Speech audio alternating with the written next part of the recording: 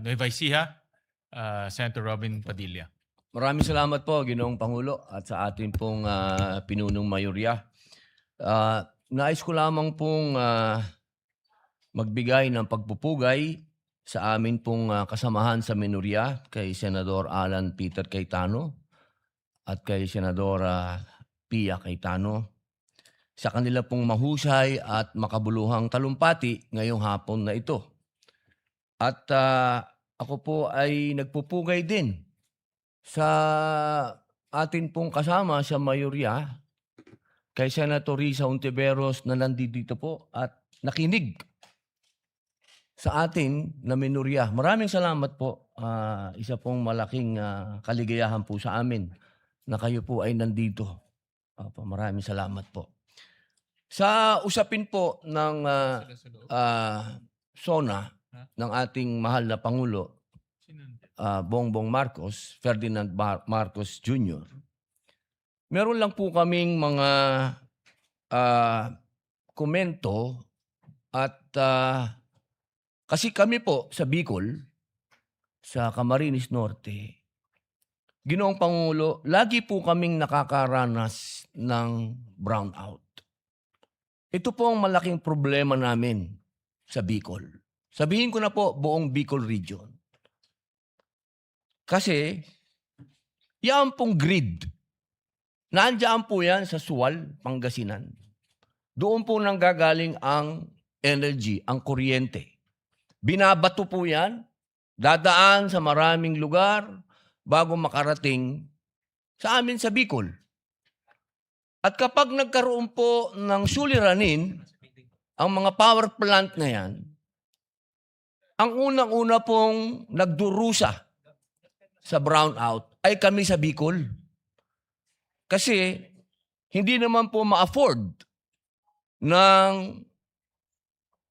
mga namumuno sa atin na ang Calabarzon ang i-brownout nila dahil nandun lahat ang industrial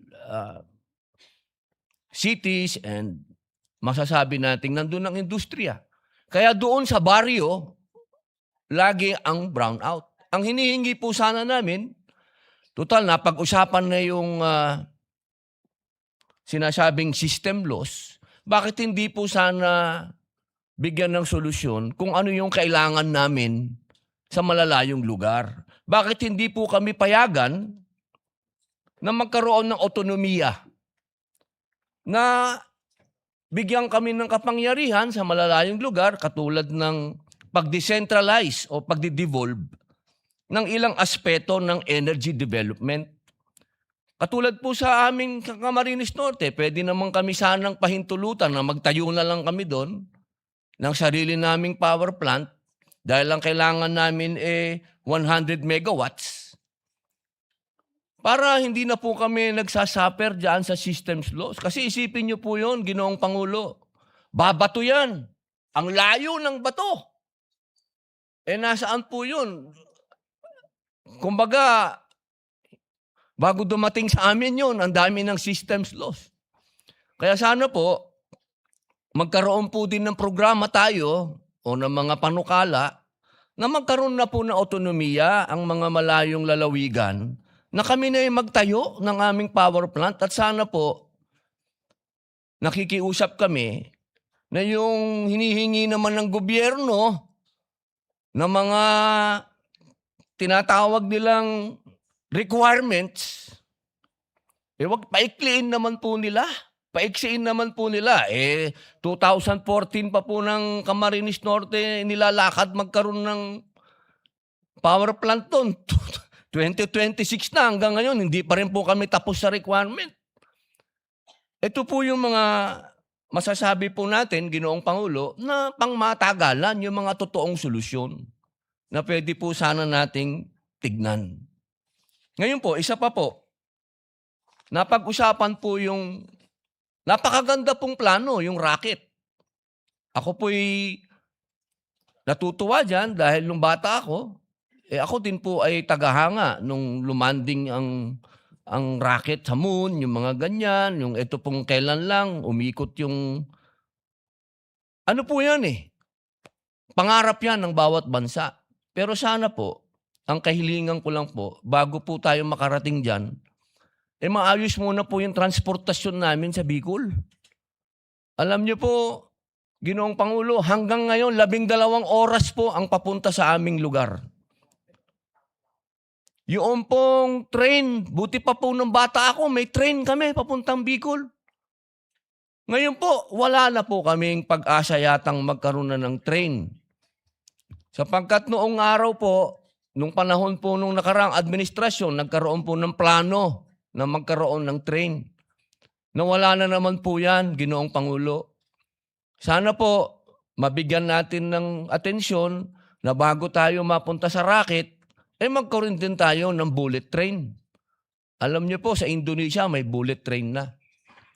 Ito pong mga ganitong pangarap, kaya po nating abutin.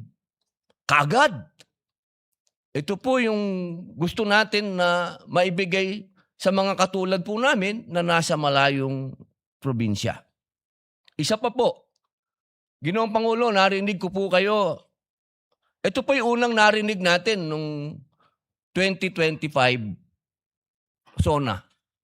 Yung patungkol po sa FOI, yung patungkol po sa fake news, yung patungkol po sa pagbibigay natin ng proteksyon sa kabataan sa pamamagitan po ng sa inyo ko po narinig din yan, Ginoong Pangulo. Yung mga kabataan po, kung po pwede, 16 pababa, wag na po nating pabayaan na gumagamit pa ng social media. Ito naman po, practice na sa ibang mga progresibong bansa. At isa pa po, yung krimen na nagagawa po ng mga minor de edad, Ginoong Pangulo, ito po harap-harapan na. Kaya sana po, kung tunay na gusto nating harapin, dahil lang narinig po natin sa mahal na Pangulo, partner niya ang komunidad sa pagharap sa krimen. Paano pong magiging partner ang komunidad kung wala po tayo mga batas na susuporta para maging kapartner ang komunidad? Yun lamang po, Ginoong Pangulo. Maraming salamat po. Maraming salamat, Senator Robin. At totoo na napakahalaga po yung infrastructure. At yun rin po ang isang bagay na nakikita natin para lalong bumilis ang takbo ng ating ekonomiya. At meron tayong mga proposals sa Economic Affairs Committee sa panguna po ni Senator Risa. At yung bill ng ating Deputy Majority Leader, yung MIND Act, si Senator J. Versito ay isang priority measure para bumilis yung pag-implement ng ating mga infrastructure projects sa ating bansa.